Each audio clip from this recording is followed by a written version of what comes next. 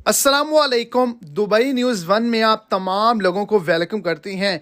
जैसा कि आप तमाम लोगों ने थंबनेल के ऊपर भी पढ़ लिया होगा कि अगर आप अपने मुल्क छुट्टी पे आए हैं तो आपके वीज़े जो हैं वो कैंसिल कर दिए जाएंगे। इसके पीछे क्या वजूहात है, तो वीडियो की डिटेल जानने के लिए वीडियो को एंड तक लाजमी तौर पर देखें ताकि आपको तमाम डिटेल के समझ आ सके।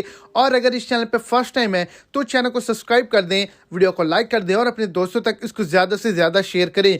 यूएई के किसी भी रियासत के अंदर आप मौजूद हैं और ख़ास तौर पे दुबई के अंदर मौजूद हैं तो दुबई गवर्नमेंट की जानिब से एक नए कानून के बारे में बताया गया है कि अगर आप अपने मुल्क छुट्टी पे आते हैं और पाकिस्तान या इंडिया आने के बाद आपका अमाराती जो कार्ड है वो एक्सपायर हो जाता है तो अब आपको डबल फीस भरना होगी और 3 दिन के अंदर अंदर उसको तजदीद करवाना होगा, उसको एक्सटेंड करवाना होगा, उसकी डेट बढ़ानी होगी। 3 दिन के अंदर अंदर आप नहीं ऑनलाइन पेमेंट करेंगे तो आपका वीज़ा, आपका कार्ड कैंसिल कर दिया जाएगा।